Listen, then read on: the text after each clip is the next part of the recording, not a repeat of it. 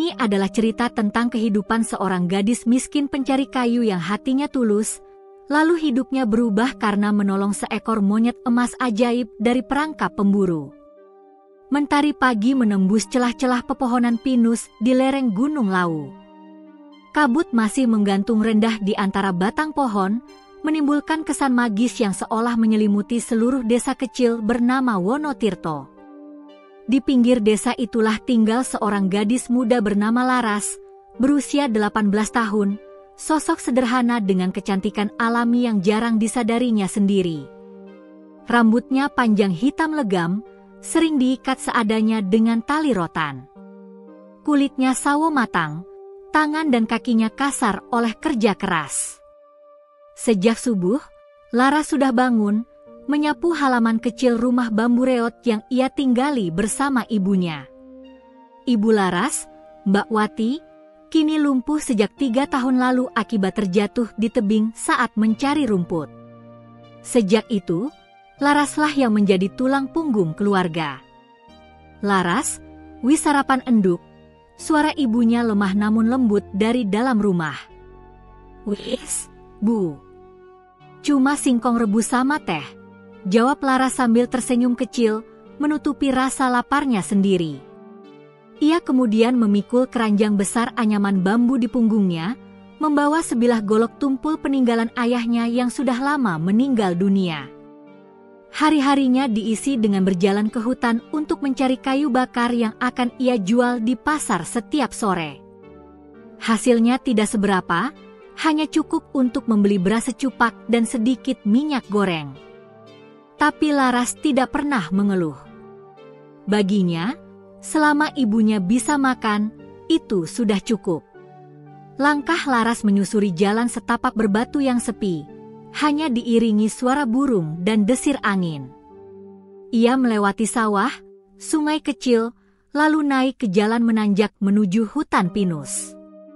Hutan itu luas dan sunyi, sebagian orang desa enggan memasukinya terlalu dalam karena konon di sana sering terdengar suara aneh di malam hari. Tapi Laras sudah terbiasa. Ia tahu setiap pohon, setiap jalur, bahkan di mana letak sarang lebah dan pohon tumbang. Saat matahari mulai naik, Laras tiba di tengah hutan. Ia meletakkan keranjang dan menghela napas panjang. Keringat mengalir di pelipisnya. Bismillah, semoga hari ini dapat kayu banyak, ucapnya lirih. Dengan sabar, ia memungut ranting-ranting kering dan batang pohon kecil yang tumbang. Golok tuanya bekerja pelan, memotong cabang satu persatu. Sesekali ia menatap langit di sela pepohonan, memperhatikan burung-burung yang terbang beriringan. Hatinya damai, meski hidupnya keras. Siang mulai menjelang, udara terasa semakin panas. Laras berhenti sejenak di dekat sungai kecil untuk mencuci tangan dan wajah.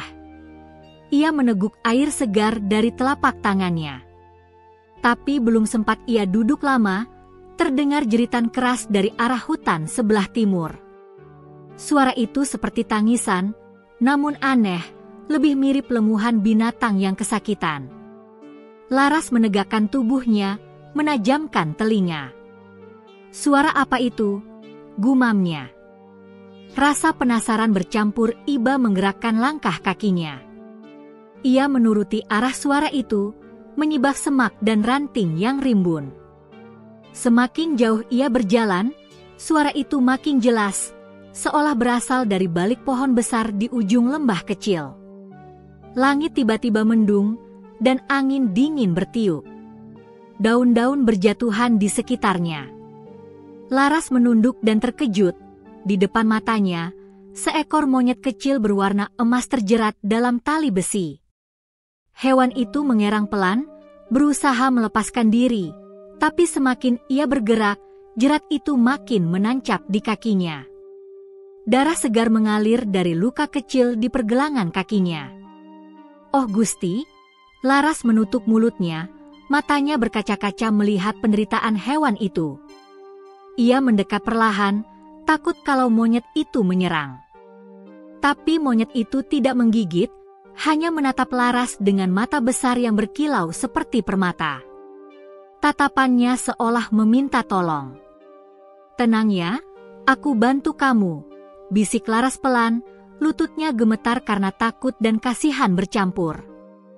Dengan hati-hati, ia mengambil golok dan mencoba membuka jerat. Besinya keras, mungkin jerat pemburu. Butuh waktu lama hingga akhirnya besi itu terlepas. Saat terbuka, monyet itu langsung terkulai, lemah dan nyaris tak bisa bergerak. Laras meneteskan air dari botol bambunya ke mulut kecil hewan itu. "Hayo minum, pelan-pelan." Anehnya, begitu air menyentuh bibir monyet itu, tubuhnya memancarkan sinar keemasan samar-samar. Laras tertegun. Ia memejamkan mata, takut kalau dirinya berhalusinasi. Tapi ketika membuka mata, sinar itu sudah hilang. Monyet itu menatapnya, lalu dengan lemah memanjat ke bahunya, memeluknya seolah berterima kasih. Laras tersenyum kecil. "Kamu lucu banget. Aku panggil kamu Emas ya, karena bulumu kayak cahaya matahari." Ia kemudian mengangkat monyet itu ke dalam keranjangnya, menaruh beberapa daun untuk alas, dan berjalan pulang. Hujan mulai turun perlahan, membasahi tanah dan dedaunan. Suara gemericik air diiringi langkah kaki Laras menciptakan pemandangan yang indah sekaligus sendu. Saat ia sampai di pinggir desa, beberapa anak kecil menatap heran. "Laras bawa monyet," seru salah satu anak. "Ih, warnanya kuning kayak emas beneran," kata yang lain kagum. Namun ada juga yang berbisik sinis, jangan-jangan itu piaraan makhluk halus. Laras hanya diam, tak ingin membalas. Ia tahu orang desa sering percaya hal-hal mistis. Ia langsung masuk ke rumah dan menaruh emas di dekat tungku. Ibu Laras yang melihatnya langsung kaget. "Enduk, kamu bawa apa itu?" "Monyet, Bu. Kasihan, tadi kejebak jerat. Warnanya kok aneh, ya?" "Iya, aku juga heran. Tapi dia jinak, kok." Ibu Laras menghela napas panjang. "Hati-hati, Enduk. Kadang yang kita tolong bukan makhluk sembarangan." Laras tersenyum lembut. "Kalau niat kita baik, Gusti Allah pasti lindungi." Malam pun tiba. Hujan belum reda, dan suara petir terdengar jauh di lereng gunung. Di dalam rumah sederhana itu, Laras menyalakan lampu minyak. Emas tidur di sudut, meringkuk dengan kain lusuh menutupi tubuhnya. Sesekali kilat menyambar dan cahayanya memantul di bulu monyet itu, membuatnya tampak benar-benar berkilau keemasan. Laras duduk di samping ibunya yang mulai terlelap, menatap api kecil di tungku. Dalam hati ia berkata, "Entah kenapa aku merasa hidupku bakal berubah sejak hari ini." Angin malam berhembus pelan dari celah dinding bambu, membawa aroma tanah basah dan daun pinus. Di luar, hutan tampak gelap, tapi di kejauhan terlihat sinar samar keemasan berkilat di balik pepohonan, seolah ada mata yang mengawasi dengan lembut, menandakan awal dari sebuah keajaiban besar yang belum disadari Laras.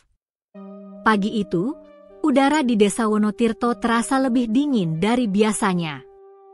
Kabut menutup hampir seluruh perbukitan, seolah dunia sedang bersembunyi di balik tirai putih.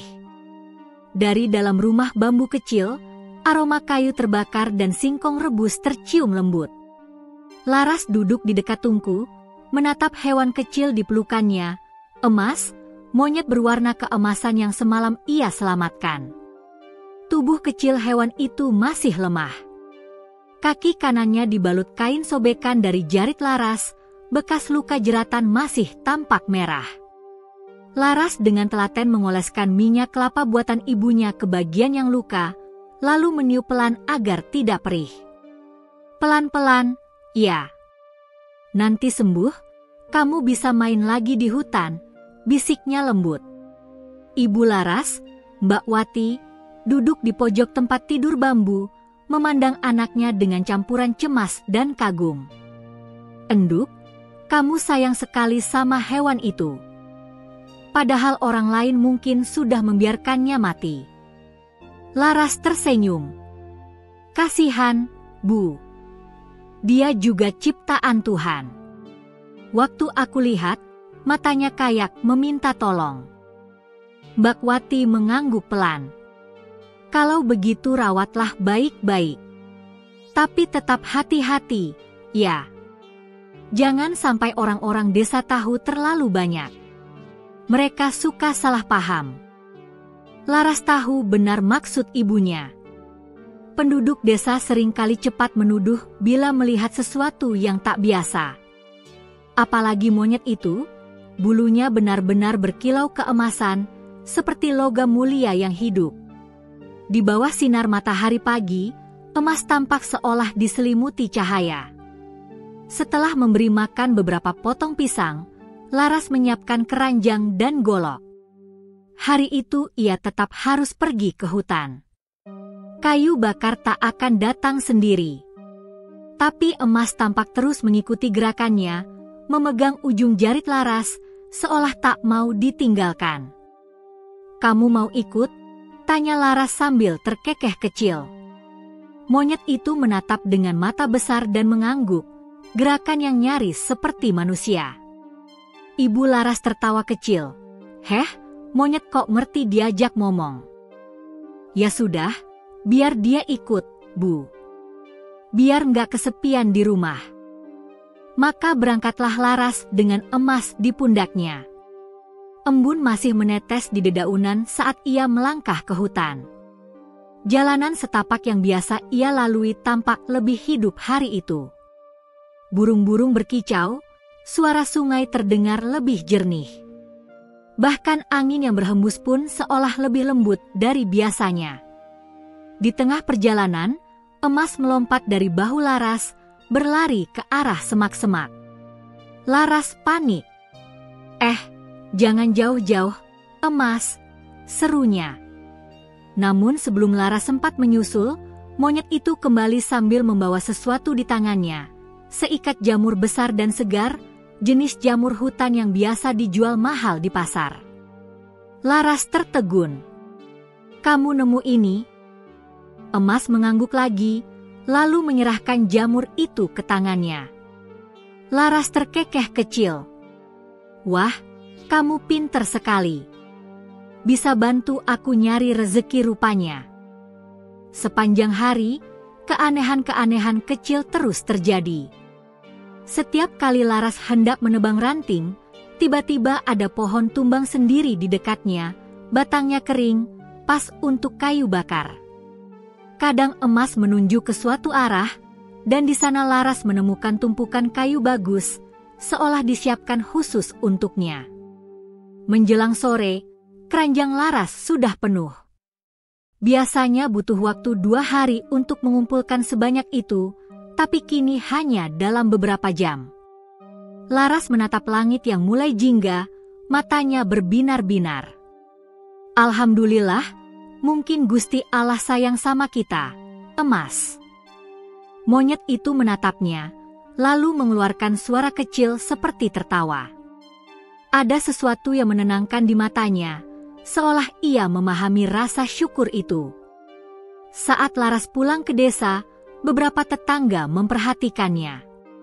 "Wah, Laras bawa banyak sekali kayu hari ini," kata seorang ibu. "Iya, padahal kemarin katanya sepi, timpal yang lain." Namun tak lama, bisik-bisik mulai terdengar. "Itu monyetnya kok warnanya aneh, ya? Kayak dari emas beneran. Jangan-jangan itu pesugihan?" Laras pura-pura tak mendengar. Ia hanya menunduk dan mempercepat langkah. Di dalam hati, sedikit rasa takut muncul, tapi ia berusaha menepisnya. "Aku nggak salah. Aku cuma menolong," bisiknya pelan.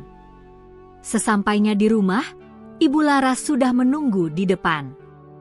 "Banyak banget kayumu," enduk. Dari mana semua ini?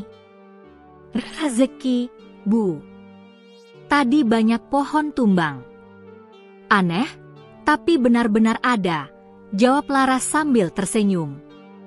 Malam itu, setelah makan sederhana, mereka duduk di dekat tungku. Emas duduk di pangkuan Laras, memainkan batu kecil dengan jari-jarinya yang lincah. Di luar, hujan turun rintik-rintik, membuat suasana rumah terasa damai. Bu, kata Laras perlahan, kadang aku merasa emas bukan hewan biasa. Ibunya menatap heran. Maksudmu? Entahlah, Bu. Dia kayak ngerti semua yang aku bilang. Dan tadi, waktu aku haus di hutan, dia malah nunjuk ke arah sungai. Aku jalan ke sana, dan ternyata benar, airnya segar banget. Mbak Wati menghela napas panjang. Kalau memang begitu, berarti kamu sedang diberi ujian, enduk. Jangan sombong, jangan serakah. Kebaikan kadang datang dalam wujud yang aneh. Laras mengangguk, merenungkan kata-kata ibunya. Emas menatap api tungku dengan mata tenang. Pantulan nyala api di matanya membuatnya tampak seperti makhluk dari dunia lain. Tapi di hadapan Laras, ia hanya seekor hewan kecil yang jinak yang tampaknya menemukan rumah baru. Beberapa hari berlalu. Setiap pagi, Emas ikut Laras ke hutan. Kemanapun gadis itu pergi, hewan itu selalu di sampingnya, membantu, menghibur, atau sekadar menemani. Dan semakin lama, kehidupan Laras perlahan berubah. Hasil kayunya semakin banyak, uangnya cukup untuk membeli beras, bahkan sesekali daging ayam untuk ibunya. Namun, sebagaimana cahaya tak bisa selamanya bersembunyi, kabar tentang monyet berwarna emas mulai menyebar dari satu mulut ke mulut lainnya. Dari pasar ke warung kopi, dari desa tetangga hingga ke telinga orang-orang yang serakah. Suatu sore, ketika Laras kembali dari pasar, dua lelaki asing berdiri di dekat warung.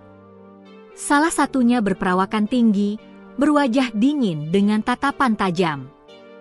Mereka memperhatikan setiap langkah Laras.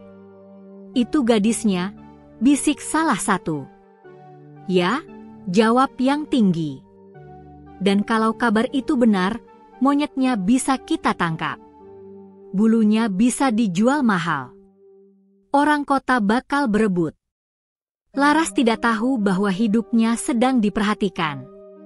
Ia masih berjalan ringan di jalanan desa, menenteng kantong beras dengan wajah puas. Di pundaknya, Emas bersuara pelan, seolah mencoba memperingatkan sesuatu. Tapi Laras belum paham. Sore itu, langit di atas desa Wonotirto tampak berwarna jingga keemasan, indah tapi juga aneh, seolah seluruh alam sedang menyimpan rahasia besar yang akan segera terungkap. Sudah seminggu berlalu sejak Laras menolong monyet emas dari jerat besi itu. Sejak hari pertama, hidupnya seperti perlahan berubah tanpa ia sadari. Segalanya dimulai dari hal-hal kecil, air sumur di belakang rumah yang dulu kering kini mengalir jernih lagi, tanaman di halaman tiba-tiba tumbuh subur, bahkan bunga liar yang dulu layu kini bermekaran dengan warna mencolok. Setiap pagi Laras menimba air dengan ember bambu. Aneh, dulu kering sampai dasar sumur kelihatan. Gumamnya, menatap air sebening kaca. Ia meneguk sedikit, rasanya segar seperti air gunung. Ibu Laras pun ikut heran. Mungkin musim hujan mulai datang, katanya sambil tersenyum. Tapi Laras tahu, semalam tidak turun hujan sama sekali. Hari-hari mereka kini terasa lebih ringan. Penjualan kayu meningkat karena Laras selalu menemukan kayu bagus dan kering, tak perlu bersusah payah. Di pasar, para pedagang bahkan mulai menunggu hasil bawaannya. Kayumu kok bagus terus, Laras? Kayak baru ditebang dari pohon muda, tanya seorang pembeli. Laras hanya tersenyum malu. Mungkin rezeki, Bu. Namun jauh di lubuk hatinya, ia mulai merasa ada sesuatu yang tak biasa. Terlalu banyak kebetulan yang terjadi, dan selalu dimulai sejak kehadiran Emas. Suatu pagi, Laras membawa Emas ke hutan seperti biasa. Kabut masih menggantung di antara batang pinus. Udara segar menusuk kulit, namun entah mengapa suasana hutan terasa berbeda, lebih hidup, lebih terang. Suara burung lebih ramai, dan hembusan angin seolah membawa aroma harum bunga liar. Emas berlari-lari kecil di depan, lalu berhenti di tepi sungai. Ia menepuk-nepuk air dengan tangannya, menatap Laras sambil mengeluarkan suara lirih. "Kamu mau apa?" tanya Laras. Emas menunjuk ke sungai. Laras mendekat. Di dasar sungai, ia melihat kilau emas yang aneh. Ia jongkok, mengambil benda itu, sebuah keping logam tua, mungkin kain peninggalan zaman dulu. "Wah, dari mana ini?" gumam Laras. Tapi yang membuatnya terkejut, setelah kepingan itu diangkat, air sungai di sekitarnya menjadi jernih sekali, dan ikan-ikan kecil muncul dari segala arah, berenang berkelompok seperti menari di dalam air. Laras menatap Emas tak percaya. "Kamu yang melakukan ini?" Monyet kecil itu hanya memiringkan kepala, lalu meloncat ke pundak Laras sambil mengeluarkan suara kecil seperti tertawa. Kejadian-kejadian aneh semakin sering terjadi. Suatu malam, ketika angin bertiup kencang dan lampu minyak hampir padam, Laras mendengar suara halus dari luar rumah, seperti langkah-langkah ringan di atap bambu. Ia membuka jendela dan melihat kilau samar di pepohonan. Seperti cahaya kuning keemasan yang menari-nari di antara dahan. Ibu Laras yang setengah terbangun berkata, "Enduk, jangan buka jendela malam-malam." "Tapi, Bu, lihat, hutan seperti menyala." Mbak Wati menatap keluar. Sekejap matanya terbelalak. Di kejauhan, terlihat ribuan kunang-kunang beterbangan membentuk pola melingkar, seperti pusaran cahaya. Tapi di tengah-tengahnya, ada satu sinar lebih terang, dan di sanalah Emas berdiri, memandangi mereka dari kejauhan sebelum menghilang di balik kabut. Keesokan harinya, Laras menemukan hal menakjubkan. Pohon nangka tua di belakang rumah tiba-tiba berbuah lebat, padahal selama bertahun-tahun pohon itu tak pernah berbuah lagi. Buahnya besar-besar dan manis. Orang-orang desa yang lewat terkejut. "Wah, pohonmu subur sekali, Laras," kata seorang tetangga. "Iya, padahal dulu cuma batang kering, tambah yang lain." Ada juga yang mulai berbisik pelan, "Hati-hati, jangan-jangan dia punya penunggu." Laras mendengar semua bisik-bisik itu, tapi ia memilih diam. Ia hanya tersenyum kecil, lalu memetik beberapa buah untuk diberikan pada tetangga yang lapar. "Kalau memang ini rezeki, berarti harus dibagi," katanya lembut. Malam itu, Laras duduk di depan tungku sambil menatap Emas yang tengah bermain dengan potongan kayu. Ia merasa ada yang ingin disampaikan hewan itu, tapi belum bisa ia pahami.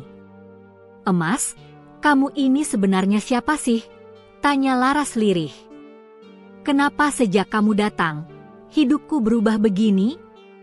Monyet itu berhenti bermain, lalu memandang Laras lama. Matanya bersinar dalam cahaya api tungku.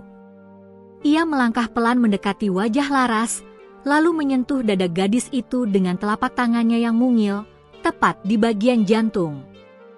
Laras terdiam. Sentuhan itu membuat dadanya hangat, seolah ada aliran energi lembut masuk ke tubuhnya.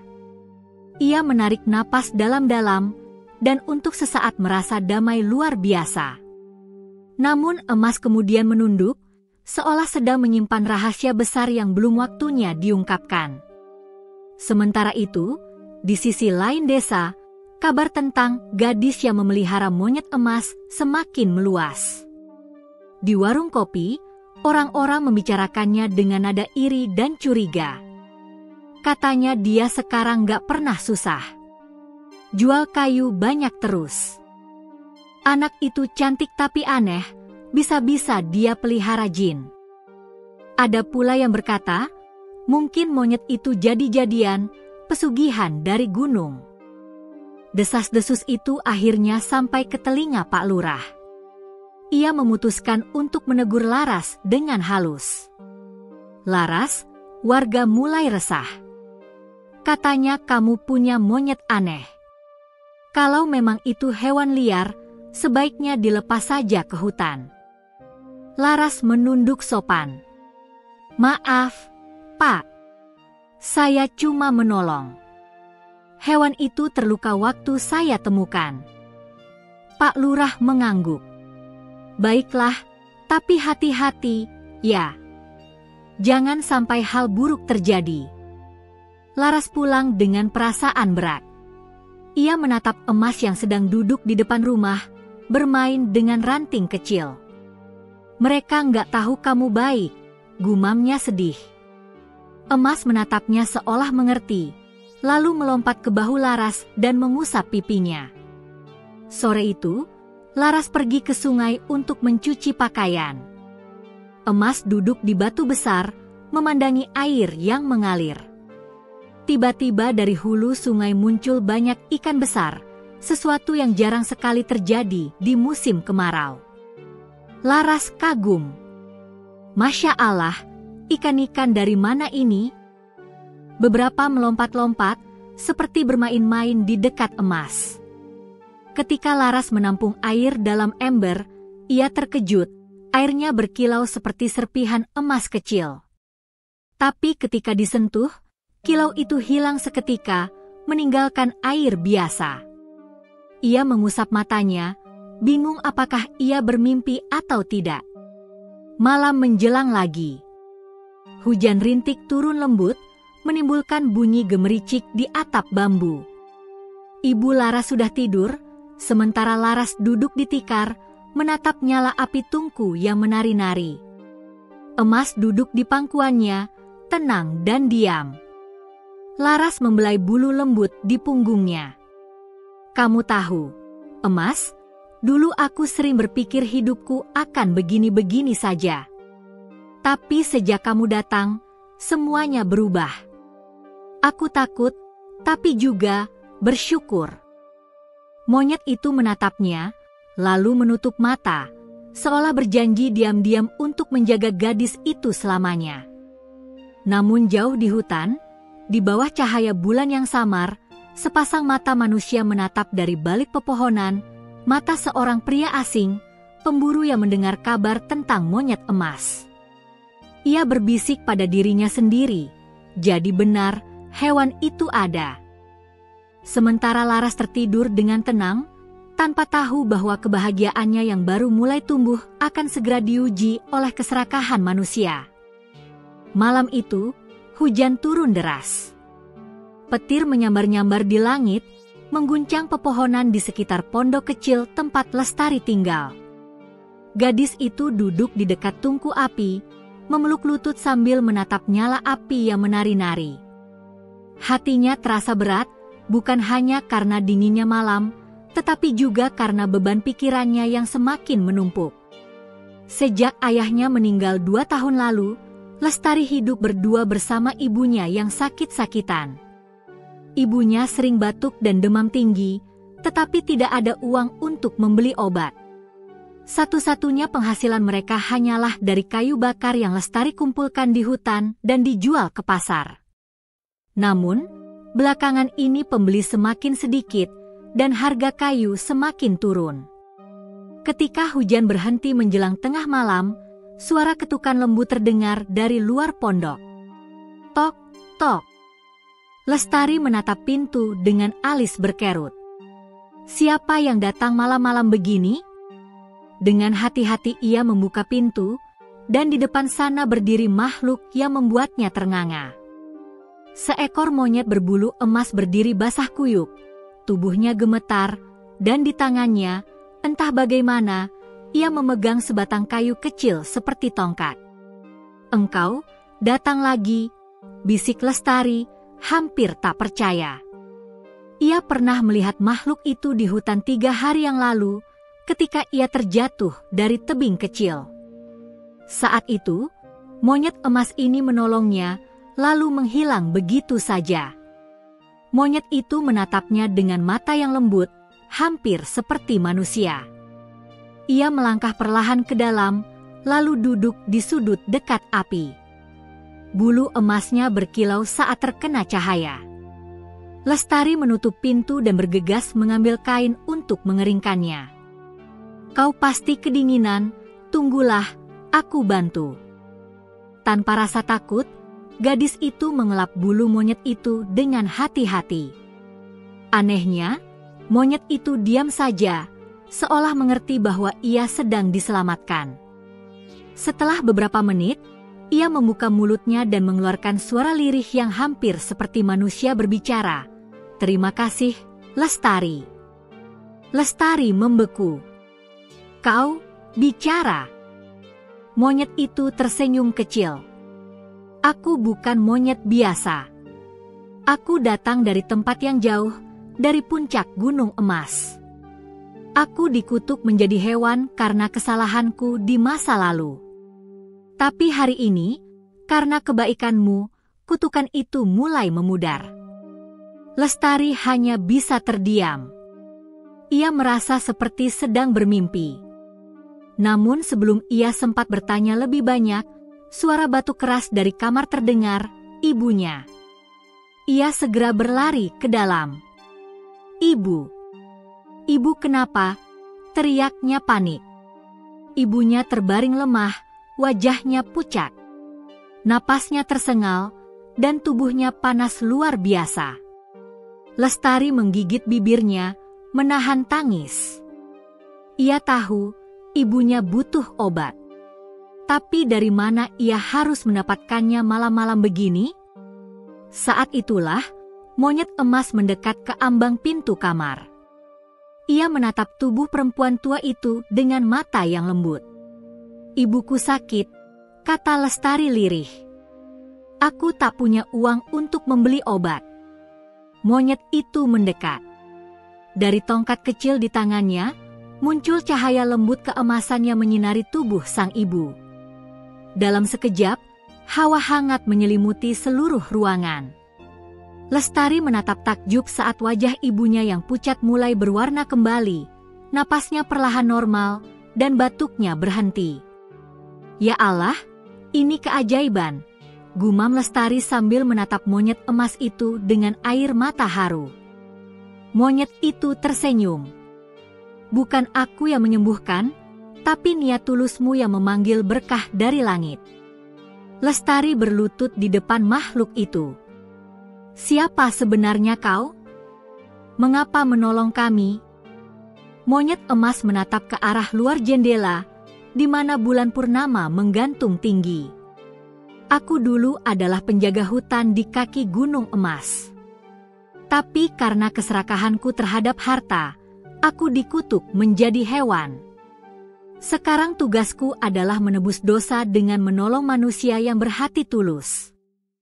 Ia menatap Lestari lagi. "Dan aku tahu, hatimu bersih, Lestari. Kau akan menjadi bagian penting dari perjalanan penebusanku." Lestari menunduk, tak sanggup berkata apa-apa. Hatinya penuh rasa syukur, sekaligus bingung. Ia tak tahu harus bagaimana, tapi ia tahu satu hal, hidupnya mulai berubah sejak bertemu makhluk ini. Keesokan paginya, ibunya sudah bisa bangun dan berjalan. Ia tak berhenti memeluk Lestari. "Nak, apa yang kau lakukan semalam?" Rasanya tubuh ibu ringan sekali. Lestari hanya tersenyum. Ia menatap keluar jendela, ke arah hutan tempat monyet emas itu menghilang pagi tadi. "Mungkin Tuhan sedang mengirimkan malaikat lewat bentuk yang tak biasa, Bu," katanya pelan. Namun jauh di dalam hatinya, Lestari tahu bahwa monyet emas itu bukan sekadar penolong. Ia adalah awal dari takdir besar yang akan menuntunnya menuju kehidupan yang belum pernah ia bayangkan. Sore itu, Lestari kembali ke hutan untuk mencari kayu seperti biasa. Tapi kini, setiap langkahnya terasa berbeda. Ia merasa hutan itu hidup, seperti ada mata yang mengawasinya dengan kasih. Dan benar saja, di balik pepohonan, monyet emas itu memandangnya dari kejauhan. Ia tersenyum kecil. Perjalanan baru saja dimulai, Lestari, bisiknya pelan sebelum melompat ke antara dahan-dahan, menghilang dalam cahaya matahari senja. Lestari menatap langit jingga, menutup matanya sejenak. "Terima kasih, monyet emas," gumamnya. "Aku tidak tahu siapa kau sebenarnya, tapi aku tahu hidupku tak akan pernah sama lagi." Dari kejauhan, terdengar suara lembut seperti nyanyian angin, suara yang seolah membawa janji akan keajaiban-keajaiban yang lebih besar di hari-hari mendatang. Pagi itu, kabut tebal menyelimuti lereng gunung di belakang desa. Udara dingin menusuk kulit, tapi Lestari melangkah dengan semangat yang tak biasa. Sejak malam ajaib itu, ketika ibunya sembuh berkat cahaya monyet emas, sesuatu dalam dirinya berubah. Ia merasa seperti sedang dipanggil oleh kekuatan yang lebih besar dari dirinya sendiri. "Gunung emas," gumamnya pelan, menatap puncak gunung yang diselimuti kabut putih. Penduduk desa sering membicarakan tempat itu sebagai wilayah terlarang, karena banyak yang hilang ketika mencoba mendakinya. Tapi Lestari tak takut.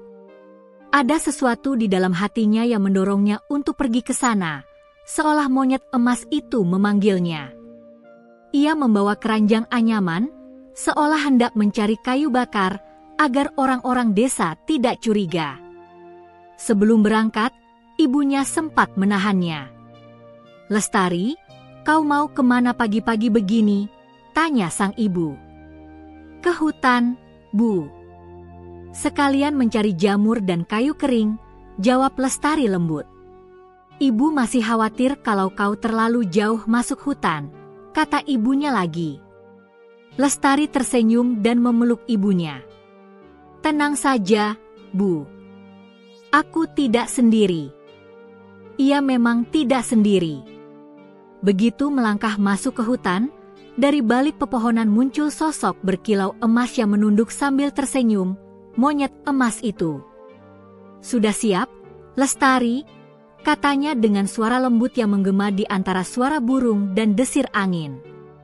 Lestari mengangguk. "Kau benar-benar datang lagi. Kemana kita akan pergi kali ini?" Monyet itu melompat ke atas batu besar, menatap ke arah utara. "Gunung emas. Di sanalah semua awal dan akhir bertemu. Aku ingin menunjukkan sesuatu padamu, tempat di mana rahasia hutan ini tersimpan." Mereka pun berjalan bersama. Langkah Lestari terasa ringan, meski jalan di depannya penuh semak dan batu. Di setiap sudut hutan, ia mulai menyadari sesuatu yang ajaib. Pohon-pohon tampak lebih hidup, daun-daunnya bergetar pelan saat mereka lewat, seperti memberi salam. Seekor rusa muncul dari balik semak dan menunduk pada monyet emas, lalu berjalan pergi tanpa takut. "Kenapa mereka semua menghormatimu?" tanya Lestari heran. Monyet emas tersenyum samar. "Karena dulu aku adalah penjaga mereka. Aku menjaga keseimbangan hutan ini sebelum kutukan itu datang." Lestari menatapnya penuh rasa ingin tahu. "Kutukan itu? Apa sebenarnya yang terjadi padamu?" Monyet itu menatap jauh ke depan, wajahnya sedikit muram. "Dulu aku bukan hewan. Aku manusia, putra seorang pendeta penjaga gunung emas. Tapi aku tamak. Aku ingin menguasai sumber cahaya yang memberi kehidupan pada hutan ini. Karena keserakahanku, aku berubah menjadi makhluk ini. Dan hanya kebaikan hati manusia yang tuluslah yang bisa membebaskanku." Lestari terdiam, menatap sosok itu dengan iba. Kalau begitu, apa yang harus kulakukan? Monyet emas menoleh padanya. Ikuti aku. Hanya dengan keberanian dan kasih yang murni, kunci kutukan ini bisa ditemukan. Mereka terus berjalan menembus hutan. Setelah beberapa jam, mereka tiba di sebuah lembah yang begitu indah. Di tengahnya mengalir sungai jernih berkilau keemasan, seolah dasar airnya terbuat dari emas cair. Di seberang sungai itu berdiri pohon raksasa yang menjulang tinggi, dengan cabang-cabang yang berkilau seperti disiram sinar matahari. Ini, Lestari tertegun. Ini bukan hutan biasa. Benar, kata monyet itu. Inilah hutan cahaya, tempat roh-roh alam bersemayam. Tapi tempat ini sudah lama tertutup dari manusia karena kerakusan dan kebencian mereka. Kau adalah manusia pertama yang bisa masuk ke sini dalam 100 tahun terakhir. Lestari melangkah mendekat ke sungai, menatap pantulannya di air. Anehnya, di dalam bayangan air itu, ia melihat sesuatu, bukan hanya dirinya, tapi juga sosok monyet emas dalam wujud manusia. Seorang pria muda berpakaian jubah putih, bermata teduh, dan berwajah tenang. Itu, kau? Tanya Lestari pelan. Monyet itu menunduk. Itu diriku sebelum dikutuk. Aku bernama Arka. Nama itu bergema lembut di hati Lestari. Arka?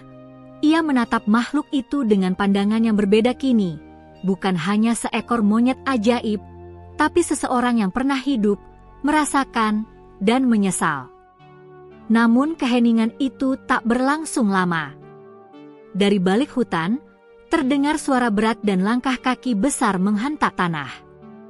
Tanah bergetar, dan burung-burung beterbangan ketakutan. Ada apa itu? Tanya Lestari cemas.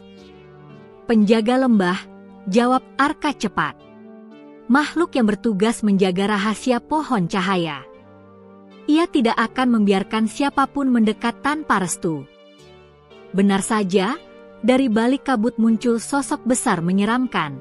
Seekor ular raksasa berkulit hitam berkilau, matanya merah menyala. Ia melingkar di sekitar pohon raksasa, mengeluarkan suara mendesis tajam. Arka, desis makhluk itu dengan suara berat. Kau berani datang lagi ke tempat ini? Lestari mundur selangkah, tapi Arka berdiri di depannya, melindungi. Aku datang bukan untuk menguasai, tapi untuk menebus. Dengan membawa manusia, ular itu menatap Lestari. Ia hanya akan membawa kehancuran, seperti dulu. Lestari gemetar, tapi ia memberanikan diri berbicara. Aku tidak datang untuk merusak. Aku hanya ingin menolongnya dan menolong ibuku. Aku tidak ingin apa-apa selain kebaikan. Ular itu menatapnya tajam, lalu tiba-tiba sinar keemasan muncul dari matanya, menyelimuti Lestari. Dalam sekejap, udara bergetar, dan ular itu berhenti bergerak. Hatimu murni, gumamnya perlahan. Baiklah, manusia. Aku akan menguji ketulusanmu. Dari dalam tanah muncul sebuah batu kristal berwarna biru muda, bercahaya lembut. Peganglah batu ini, dan jagalah selama 3 malam. Jika kau mampu melakukannya tanpa takut, maka rahasia gunung emas akan terbuka untukmu. Lestari mengangguk dan mengambil batu itu. Begitu disentuhnya, hangat lembut menjalar ke seluruh tubuh. Tapi di balik rasa itu, ia juga merasakan sesuatu yang aneh, seolah batu itu menyimpan suara-suara masa lalu. Arka menatapnya dengan mata yang khawatir. 3 malam itu tidak akan mudah, Lestari. Kau akan diuji bukan oleh makhluk, tapi oleh hatimu sendiri. Lestari menggenggam batu itu erat-erat. Aku tidak akan mundur. Ular raksasa itu melingkar kembali di sekitar pohon dan berbisik. Kalau begitu, Semoga kau kuat, gadis manusia. Sebab tidak semua cahaya datang untuk menerangi, ada yang bisa membakar. Lestari menelan ludah, tapi dalam hatinya muncul tekad baru. Di sampingnya, monyet emas, Arka, menatapnya dengan bangga. Langit mulai berwarna jingga. Matahari tenggelam di balik pepohonan, dan angin berhembus lembut membawa suara seperti nyanyian alam. Lestari menatap cahaya batu di tangannya yang semakin terang. Ia tahu, malam pertama dari 3 malam ujian itu telah dimulai. Dan di sanalah, di tengah hutan yang ajaib dan misterius itu, takdirnya benar-benar mulai bergerak. Senja berubah menjadi malam.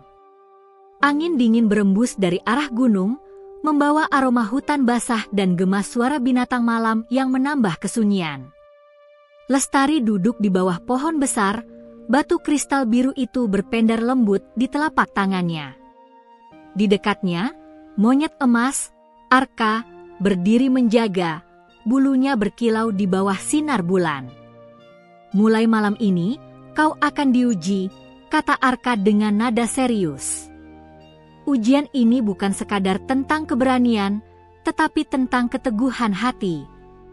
Batu itu akan menyingkap isi hatimu yang paling dalam. Jika kau takut, ragu, atau tamak, maka cahayanya akan padam, dan kau akan tersesat dalam kegelapan hutan ini selamanya.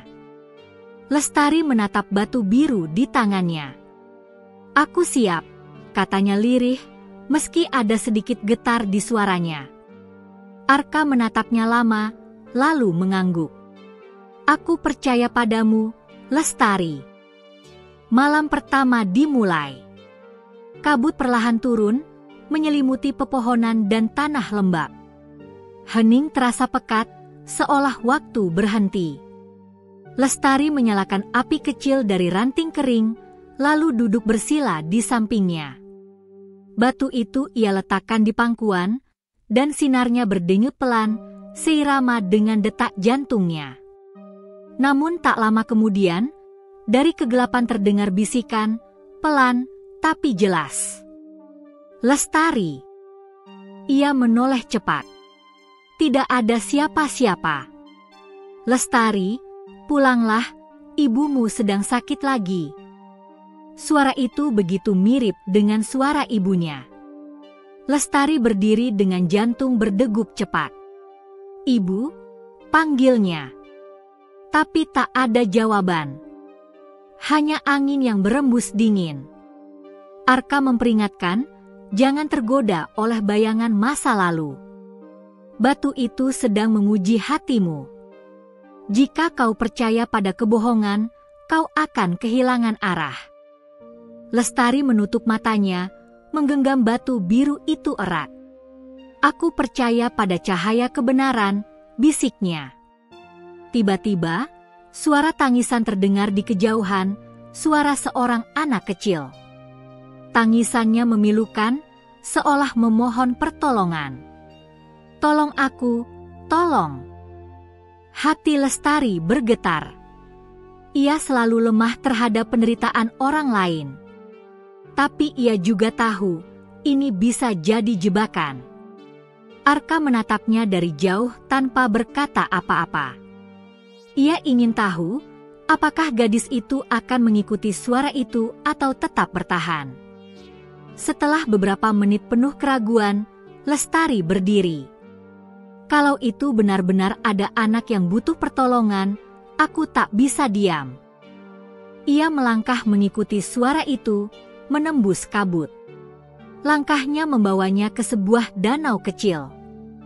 Airnya gelap, tapi di tengahnya tampak sosok anak kecil terendam, tangannya melambai lemah. Lestari tanpa pikir panjang langsung menceburkan diri. Airnya dingin, menyesakkan dada. Ia berenang ke tengah, meraih anak itu, dan tiba-tiba, sosok itu berubah menjadi bayangan hitam yang tertawa menakutkan. Keberanian tanpa kebijaksanaan adalah kebodohan, desis suara itu, lalu menariknya ke bawah air. Lestari menjerit, berjuang sekuat tenaga. Batu biru di tangannya tiba-tiba bersinar terang, membentuk pusaran cahaya yang menyingkirkan kegelapan itu. Dalam sekejap, bayangan lenyap, dan ia terhempas ke tepi danau, terengah-engah.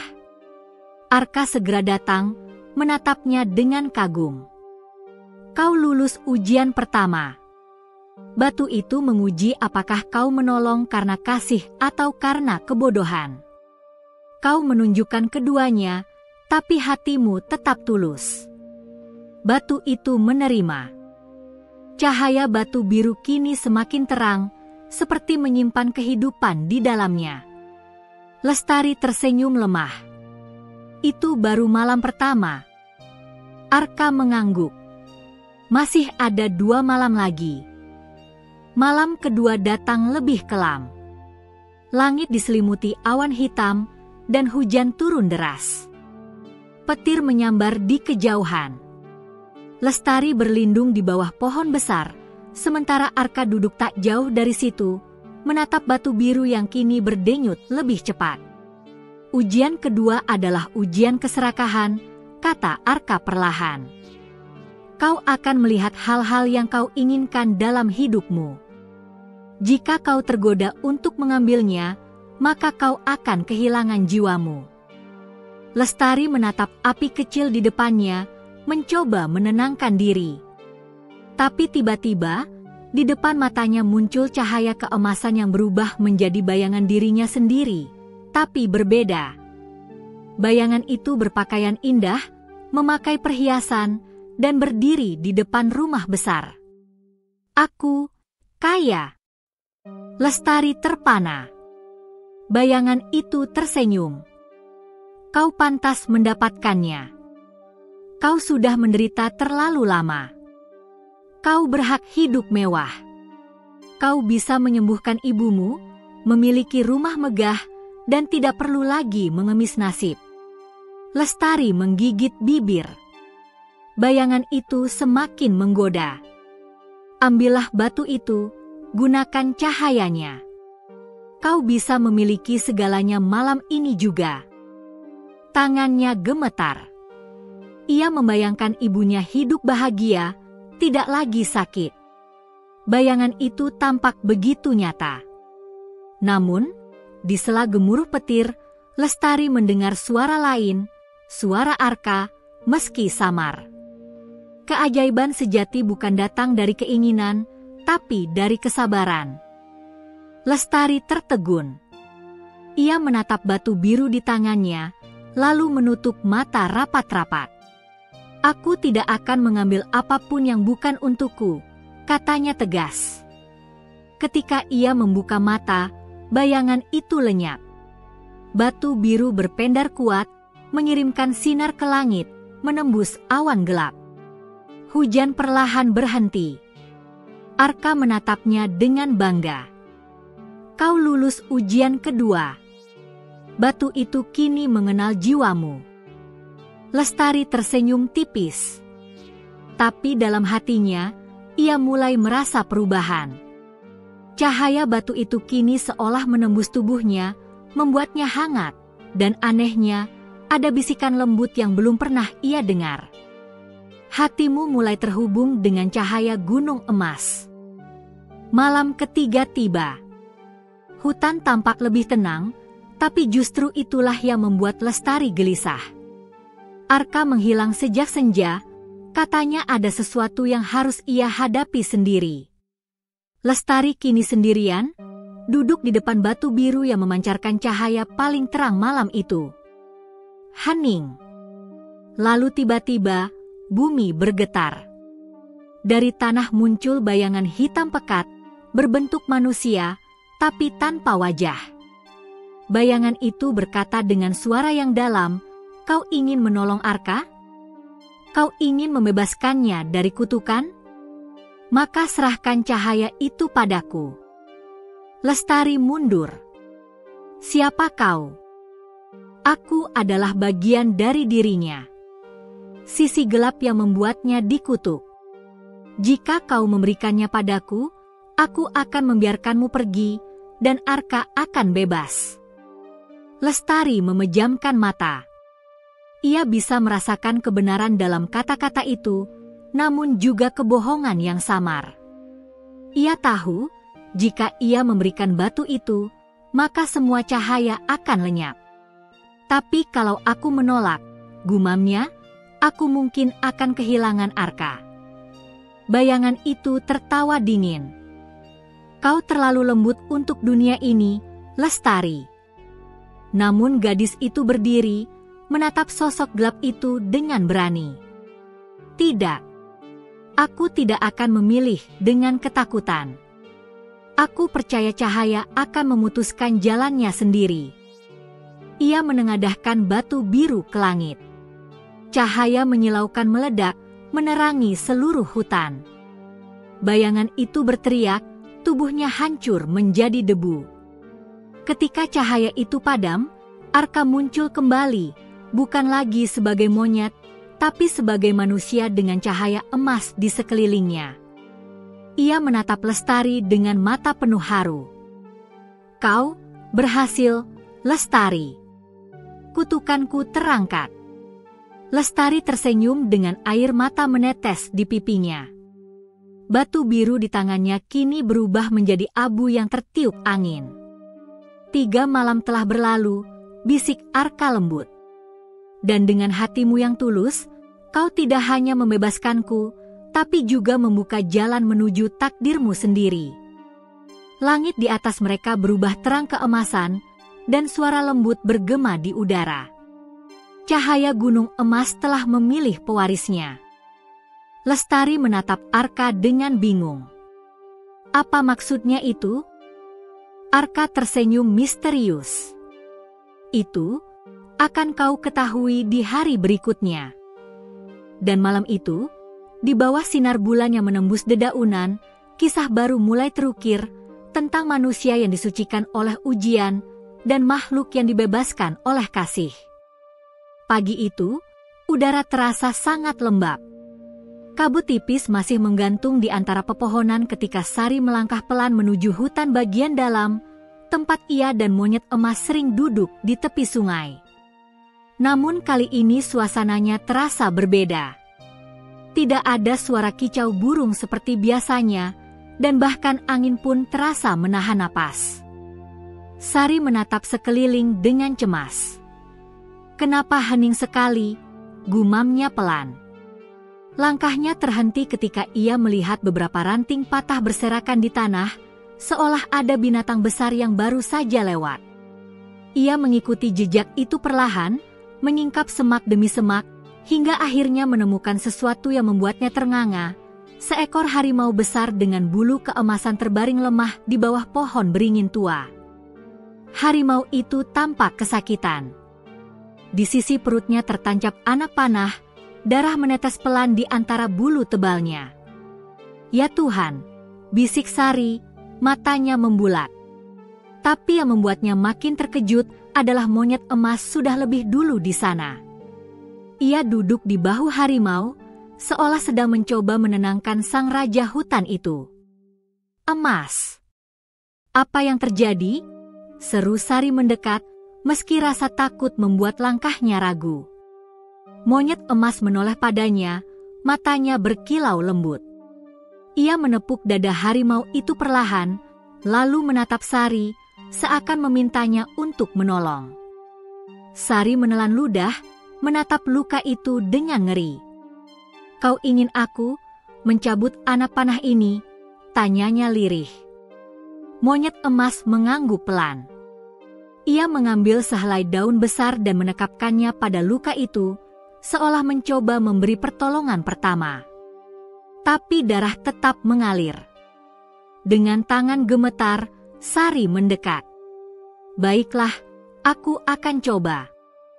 Ia menggigit ujung kain bajunya, lalu memegang gagang anak panah itu.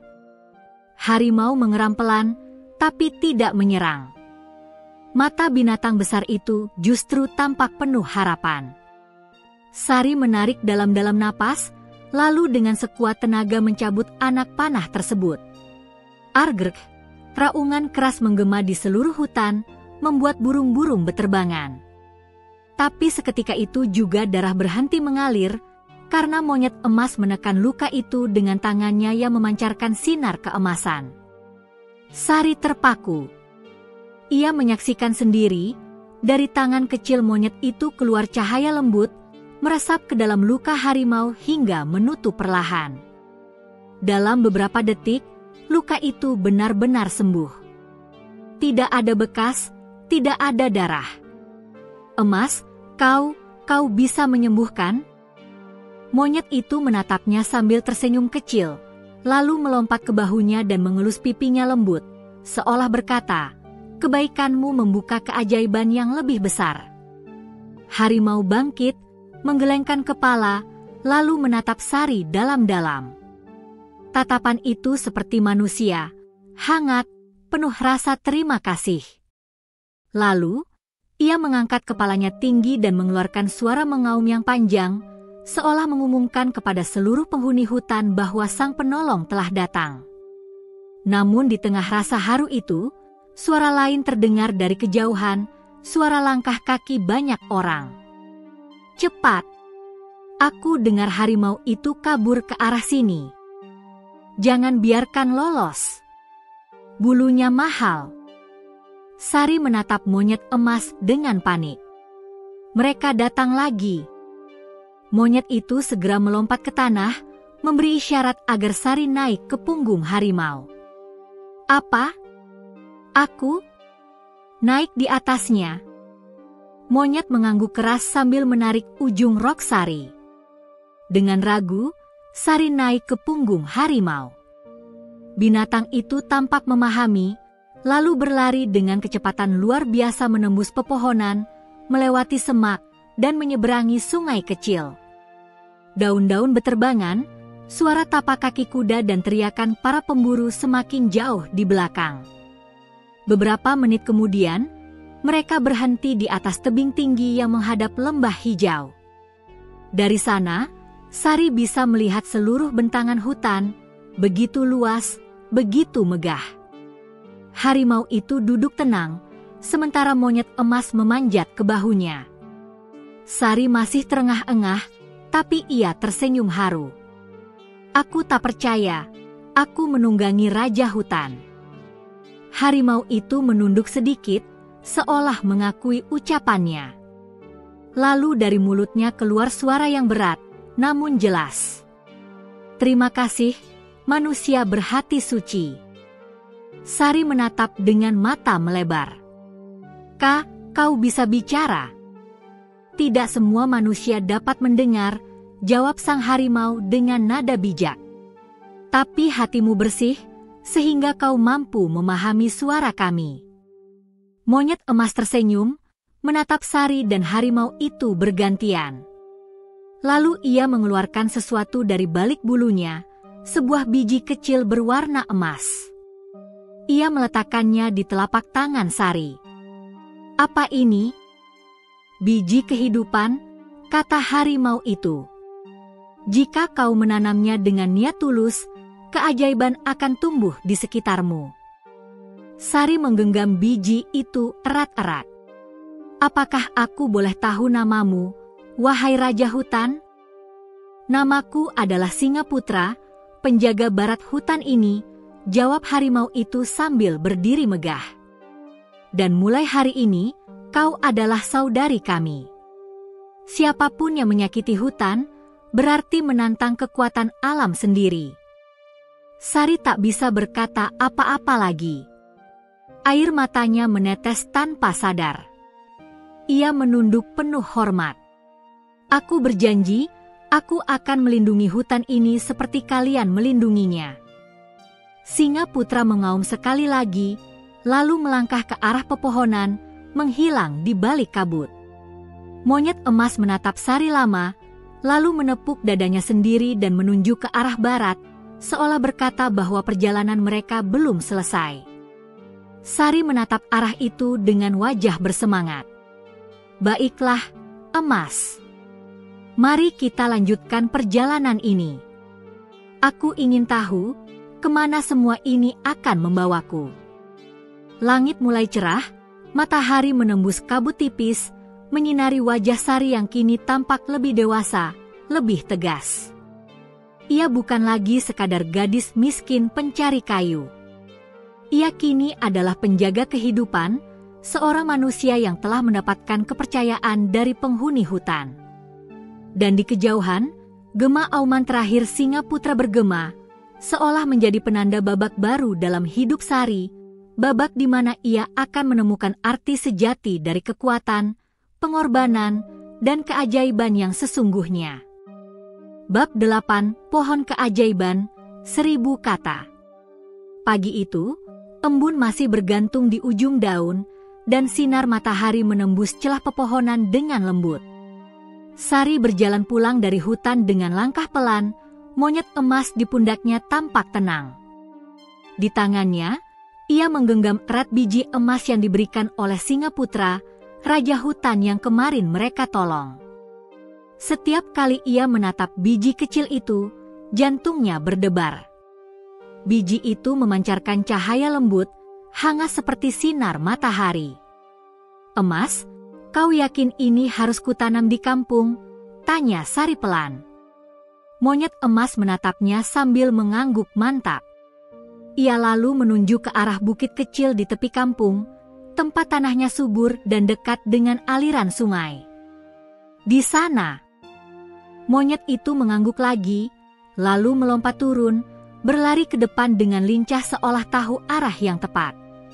Sari mengikuti langkahnya, melewati jalan berbatu, sawah yang mulai mengering, hingga sampai ke bukit kecil di pinggir kampungnya. Dari atas bukit itu, terlihat jelas rumah-rumah penduduk yang sederhana, asap tipis mengepul dari dapur, dan anak-anak kecil bermain dengan pakaian lusuh. Semua tampak miskin, tapi penuh kehidupan. Sari menatap biji emas di tangannya. Kalau benar ini biji kehidupan seperti yang dikatakan singa putra, semoga bisa membawa keberkahan untuk kampung ini. Ia lalu menggali tanah dengan kedua tangannya, menanam biji itu perlahan di tengah bukit, dan menepuk tanahnya dengan lembut. "Sudah," katanya sambil tersenyum kecil. "Sekarang kita tunggu keajaibannya, emas." Monyet emas mengeluarkan suara lembut seperti tawa kecil, lalu memanjat pohon di dekatnya, duduk di dahan, dan menatap biji yang baru ditanam itu dengan tenang. Hari demi hari berlalu. Setiap pagi dan sore, Sari datang menyiram biji itu dengan air sungai. Orang-orang kampung yang lewat sering menatapnya dengan heran. "Ngapain kamu menanam sesuatu di tanah gersang itu, Sari?" tanya seorang ibu tua. Sari hanya tersenyum. "Aku percaya, suatu hari nanti pohon ini akan memberi manfaat untuk kita semua." Orang-orang menggeleng tak percaya, menganggapnya hanya gadis aneh yang berhayal. Namun pada hari ke-7, sesuatu yang luar biasa terjadi. Ketika Sari datang pagi-pagi membawa kendi air, ia tertegun melihat tanah yang ia siram mulai berpendar cahaya keemasan. Dari sana, tumbuh tunas kecil, tapi berbeda dari tanaman biasa. Daunnya berkilau seperti perak, dan batangnya lembut seperti kaca. "Emas, lihat! Ia tumbuh," seru Sari dengan gembira. Monyet emas melompat turun, menatap tunas itu dengan wajah gembira. Ia menepuk tangan kecilnya dan bersiul, dan seketika angin bertiup lembut, membuat daun kecil itu bergetar dan tumbuh makin tinggi di depan mata mereka.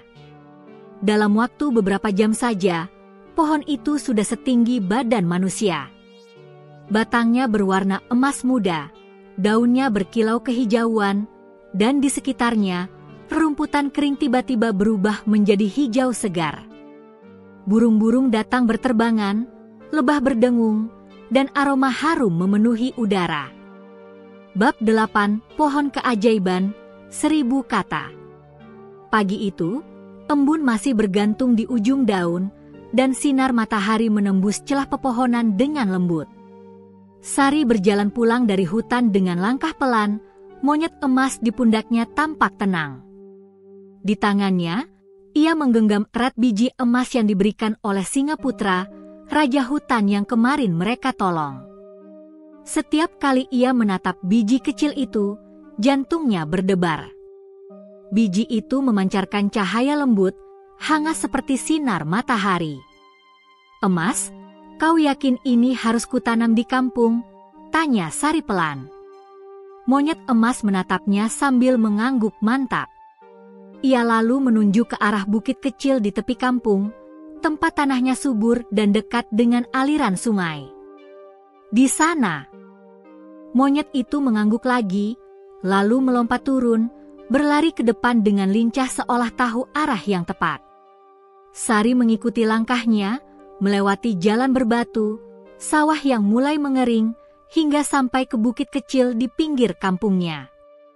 Dari atas bukit itu, terlihat jelas rumah-rumah penduduk yang sederhana, asap tipis mengepul dari dapur, dan anak-anak kecil bermain dengan pakaian lusuh. Semua tampak miskin, tapi penuh kehidupan. Sari menatap biji emas di tangannya. Kalau benar ini biji kehidupan seperti yang dikatakan Singaputra, semoga bisa membawa keberkahan untuk kampung ini. Ia lalu menggali tanah dengan kedua tangannya, menanam biji itu perlahan di tengah bukit, dan menepuk tanahnya dengan lembut. "Sudah," katanya sambil tersenyum kecil. "Sekarang kita tunggu keajaibannya, emas." Monyet emas mengeluarkan suara lembut seperti tawa kecil, lalu memanjat pohon di dekatnya, duduk di dahan, dan menatap biji yang baru ditanam itu dengan tenang. Hari demi hari berlalu. Setiap pagi dan sore, Sari datang menyiram biji itu dengan air sungai. Orang-orang kampung yang lewat sering menatapnya dengan heran. "Ngapain kamu menanam sesuatu di tanah gersang itu, Sari?" tanya seorang ibu tua. Sari hanya tersenyum. "Aku percaya, suatu hari nanti pohon ini akan memberi manfaat untuk kita semua." Orang-orang menggeleng tak percaya, menganggapnya hanya gadis aneh yang berhayal. Namun pada hari ke-7, sesuatu yang luar biasa terjadi. Ketika Sari datang pagi-pagi membawa kendi air, ia tertegun melihat tanah yang ia siram mulai berpendar cahaya keemasan. Dari sana, tumbuh tunas kecil, tapi berbeda dari tanaman biasa. Daunnya berkilau seperti perak, dan batangnya lembut seperti kaca. "Emas, lihat. Ia tumbuh," seru Sari dengan gembira. Monyet emas melompat turun, menatap tunas itu dengan wajah gembira. Ia menepuk tangan kecilnya dan bersiul, dan seketika angin bertiup lembut, membuat daun kecil itu bergetar dan tumbuh makin tinggi di depan mata mereka. Dalam waktu beberapa jam saja, pohon itu sudah setinggi badan manusia. Batangnya berwarna emas muda, daunnya berkilau kehijauan, dan di sekitarnya, rerumputan kering tiba-tiba berubah menjadi hijau segar. Burung-burung datang berterbangan, lebah berdengung, dan aroma harum memenuhi udara. Penduduk kampung yang melihat dari bawah bukit berlarian mendekat. "Lihat! Pohon emas!" teriak seorang anak kecil. "Tidak mungkin. Itu cuma cahaya matahari," kata yang lain. Tapi ketika mereka sampai di sana, mereka terdiam. Pohon itu benar-benar memancarkan cahaya lembut yang menenangkan hati. Sari berdiri di depan pohon itu dengan wajah bangga. Inilah pohon kehidupan. Keesokan harinya, keajaiban lain terjadi. Di sekitar pohon itu, tanah yang tadinya tandus kini dipenuhi tanaman hijau. Air yang semula kering di sungai kembali mengalir jernih. Buah-buahan tumbuh liar di sekitarnya, dan burung-burung bersarang di dahan-dahan pohon emas itu. Penduduk mulai percaya bahwa pohon itu membawa berkah. Air sungai kembali, sawah kita mulai subur lagi, seru Pak Darto, petani tua yang dulu hampir meninggalkan kampung. "Semua ini karena Sari," kata yang lain. "Dia menanam biji ajaib itu." Namun, seperti biasa, tidak semua orang senang. Kepala kampung yang serakah, Pak Lodra, mulai memikirkan hal lain. Kalau pohon itu benar-benar ajaib, maka batangnya pasti berharga, bisiknya pada anak buahnya malam itu.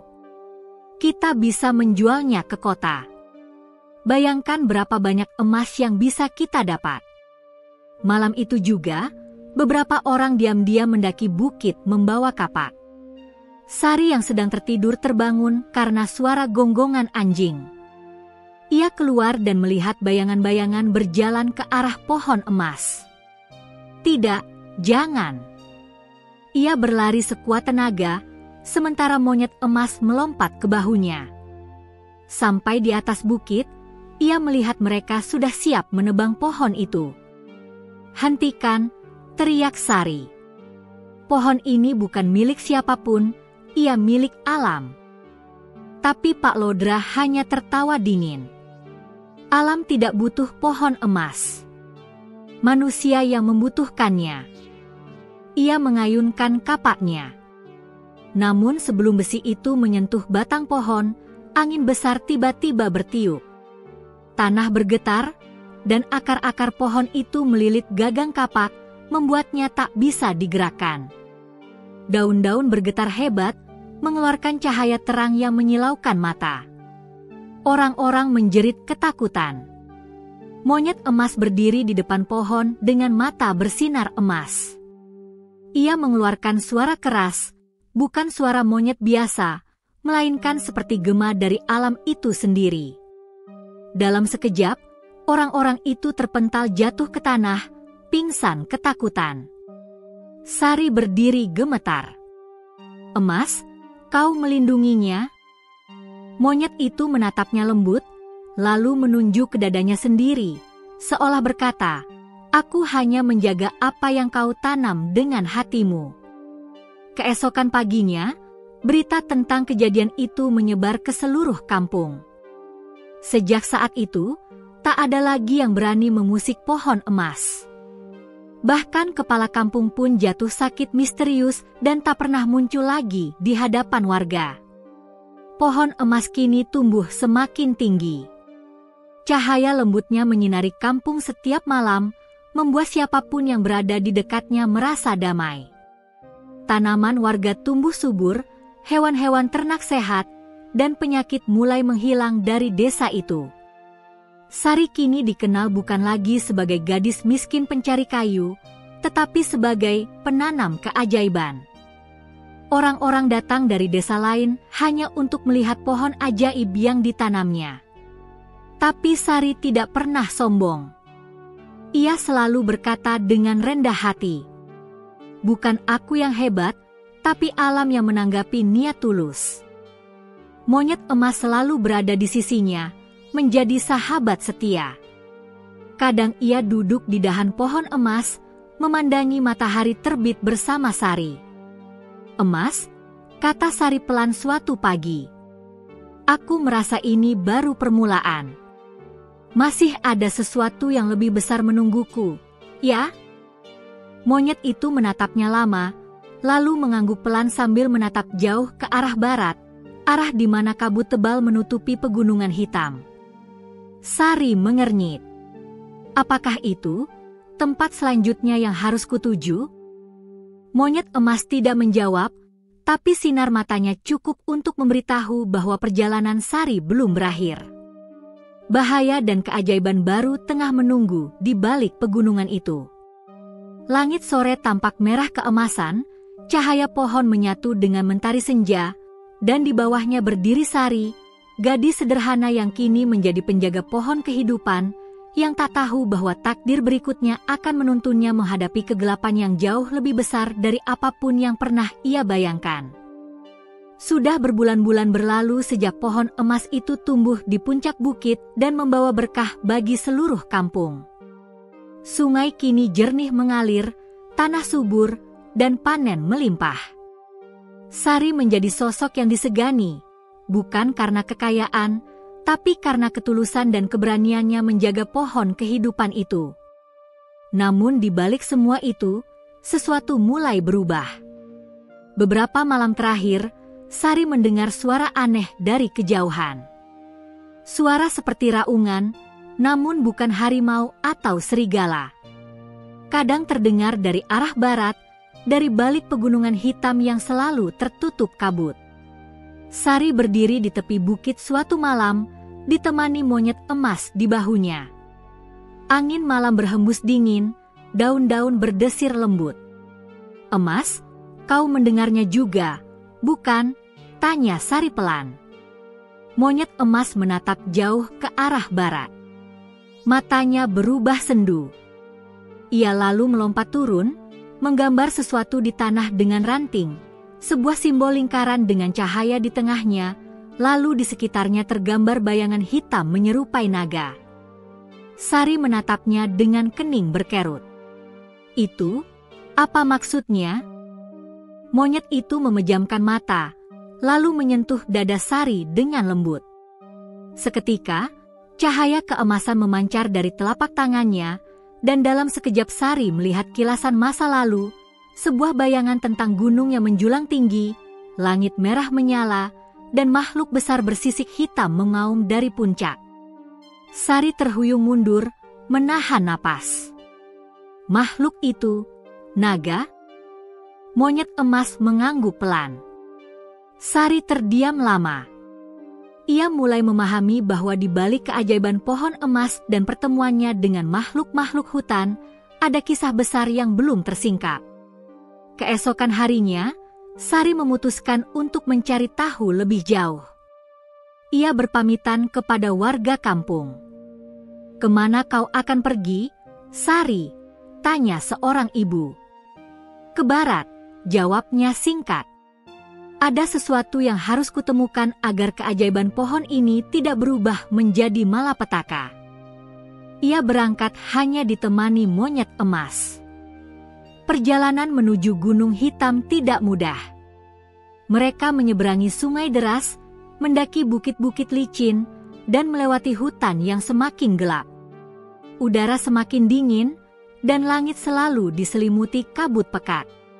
Di tengah perjalanan, Sari menemukan reruntuhan batu besar di tepi jurang. Ukiran-ukiran aneh menghiasi dinding batu itu, gambar monyet bersayap, pohon bercahaya, dan seekor naga besar melingkar di sekitarnya. Ia menelusuri ukiran itu dengan jari dan membaca tulisan kuno yang samar. Dahulu kala, ketika cahaya dan kegelapan bertarung, lahirlah dua makhluk penjaga, sang emas dari cahaya dan sang naga dari bayangan. Sari menatap monyet emas dengan mata membulat. "Kau salah satu penjaga itu?" Monyet itu menunduk. Ia mengeluarkan cahaya kecil dari tubuhnya, dan di udara muncul bayangan samar seekor monyet bersinar emas berdiri di hadapan naga hitam raksasa. Dalam pertempuran hebat itu, keduanya terluka parah. Naga itu dikurung di Gunung Hitam, sementara sang monyet jatuh ke bumi, kehilangan ingatannya, hingga ditemukan oleh gadis manusia bernama Sari. Air mata Sari menetes. "Jadi kau selama ini menjaga keseimbangan dunia ini?"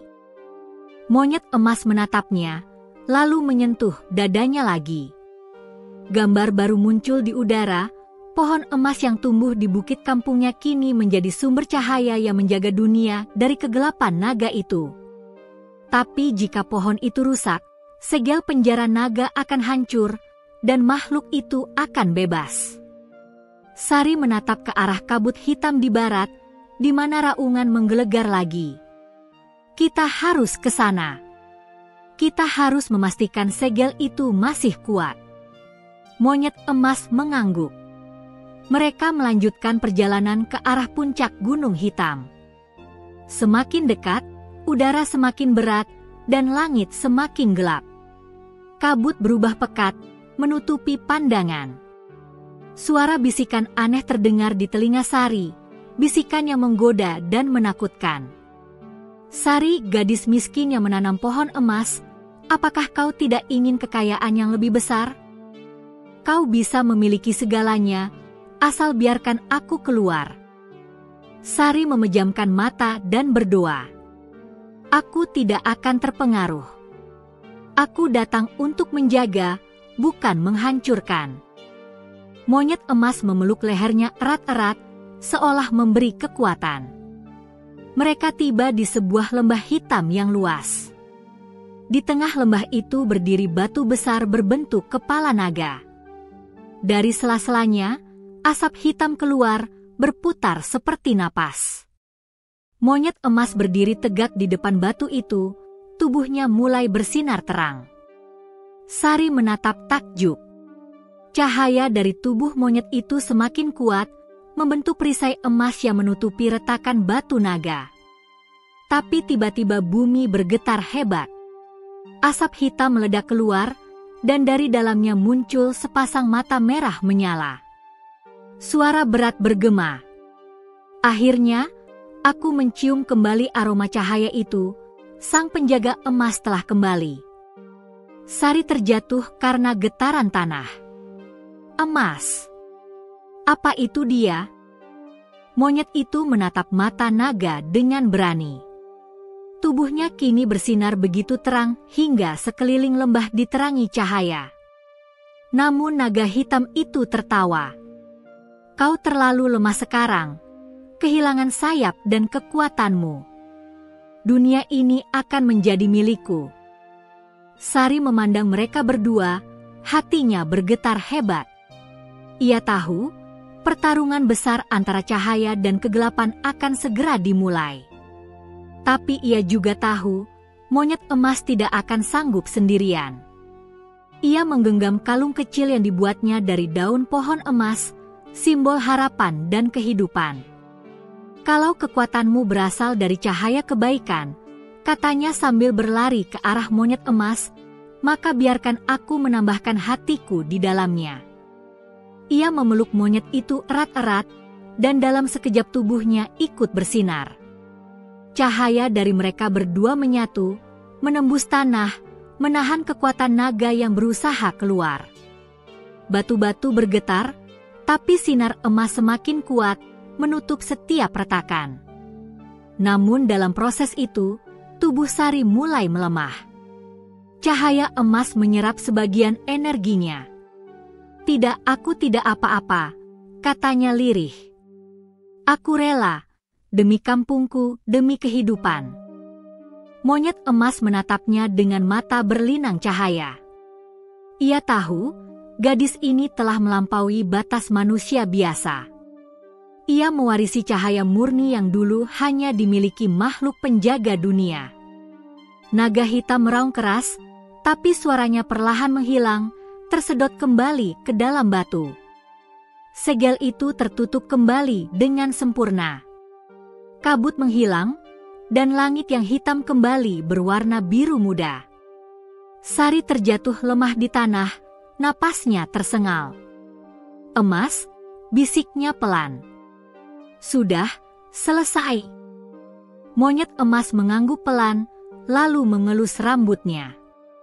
Ia menatap gadis itu penuh kasih, lalu menatap langit yang kini cerah, seolah berkata bahwa kegelapan sementara telah dikalahkan. Namun jauh di puncak gunung, satu tetes asap hitam masih tersisa, melayang diam-diam ke arah timur. Sari dan monyet emas belum tahu bahwa ancaman itu belum sepenuhnya hilang. Mereka hanya punya sedikit waktu untuk bersiap menghadapi bab terakhir dari takdir mereka, takdir yang akan menentukan apakah cahaya kehidupan tetap bersinar, atau dunia akan kembali jatuh dalam kegelapan. Malam itu begitu hening. Angin berembus lembut dari arah lembah, membawa aroma tanah basah dan dedaunan yang jatuh. Bulan purnama menggantung tinggi di langit, memantulkan cahaya perak yang menembus celah pepohonan. Lila berdiri di pinggir hutan dengan mata menatap langit, jantungnya berdebar tak menentu. Di hadapannya, monyet emas berdiri di atas batu besar, bulunya berkilau seperti permata yang disinari cahaya bulan. Waktunya sudah tiba, Lila, ucap monyet emas dengan suara lembut, tapi bergetar oleh sesuatu yang dalam, perpisahan. Kutukan di hutan ini akan segera berakhir. Tapi bersamaan dengan itu, tugasku juga selesai. Lila menatap makhluk ajaib itu dengan mata berkaca-kaca. Kau akan pergi, kan? Monyet itu tersenyum tipis. Aku hanyalah penjaga, Lila. Penjaga yang menunggu hati manusia yang tulus agar bisa membebaskan tempat ini. Dan kau sudah melakukannya. Lila melangkah maju, memegang lembut kepala monyet emas itu. Tapi aku belum siap kehilanganmu. Kau sudah seperti keluargaku. Suaranya bergetar, bulir air mata jatuh ke bulu monyet itu. Cahaya lembut mulai memancar dari tubuh sang monyet.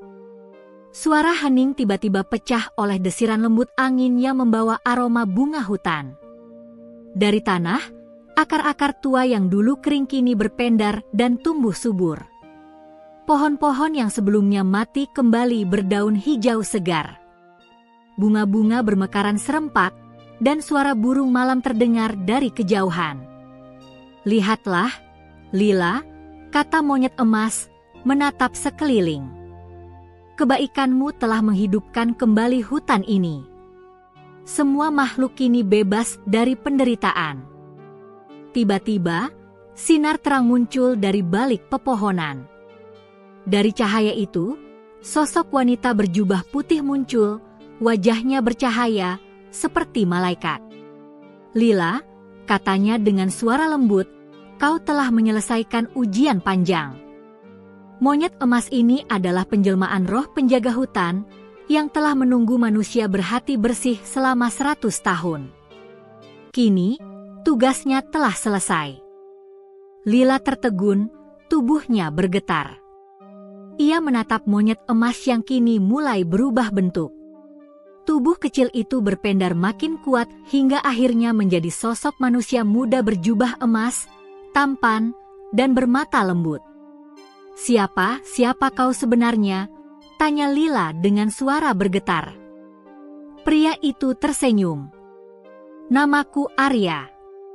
Aku penjaga hutan yang dikutuk menjadi monyet emas oleh keserakahan manusia di masa lalu.